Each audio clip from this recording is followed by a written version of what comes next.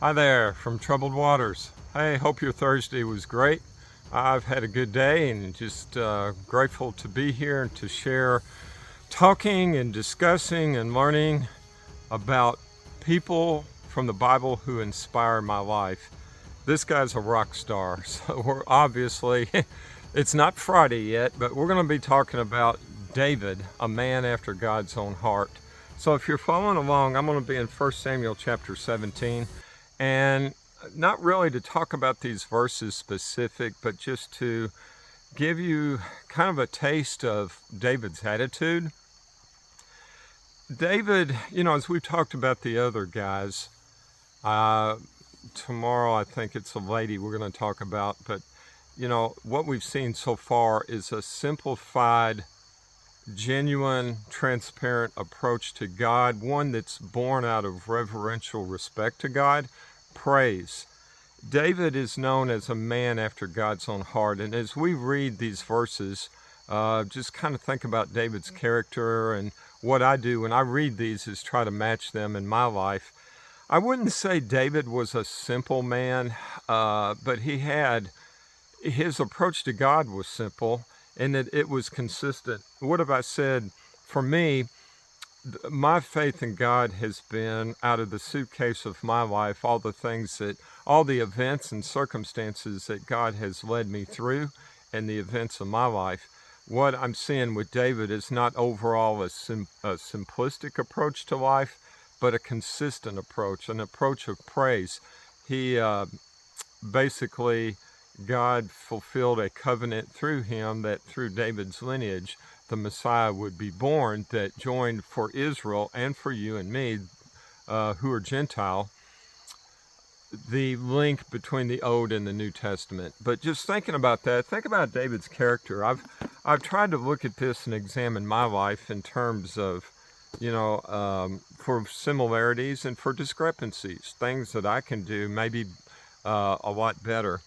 So this is just this is David and Goliath, 1 Samuel 17.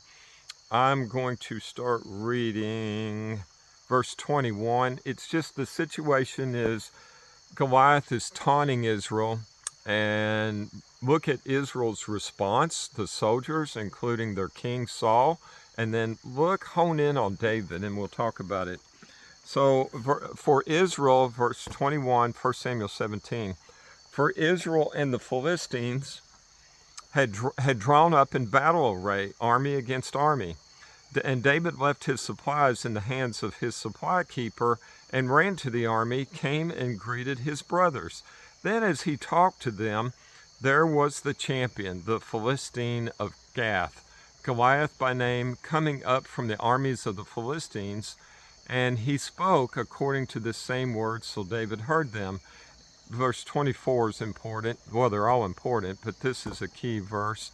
All the men of Israel, when they saw the man, fled from him and were dreadfully afraid. They weren't just nervous, they were terrified.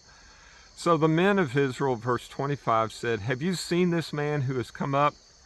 Surely he has come up to defy Israel, and it shall be that the man who kills him, the king will enrich him with great riches and give him his daughter and his father's house exemption from taxes. Then David spoke and said to the men that stood by, what shall be done for the man who kills this Philistine and takes away this reproach from Israel? For who is this uncircumcised Philistine that he should defy the armies of God? So, this was Israel's response to David's question, that Saul was going to give him great riches, he was going to be exempted from taxes. But what I really wanted to hone in on, not the specifics, but David's attitude. This is a person, point number one, that knew God. He loved God, he served God, and he was confident in God. If you read further on, David talks about how he took sheep out of the paw of a bear and out of the mouth of a lion and killed both animals. David's transparency, being a man, how was he a man after God's own heart? He wasn't perfect, we all know that. He committed some egregious sins.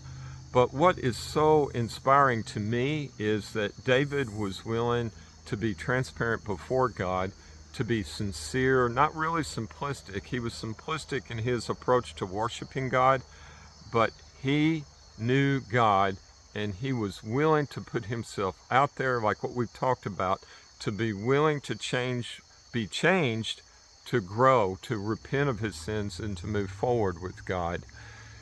He, number two, authored the Psalms. If you go in and read the Psalms, they're just a testimony of David's heart. He loved the Lord, he knew the Lord, and he praised the Lord.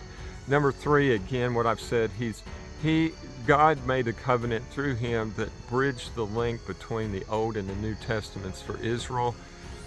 He accomplished some great things, so that really inspires me. So go out, click the like button and the bell icon to be notified. Make this a great day, but above all, make it a godly day.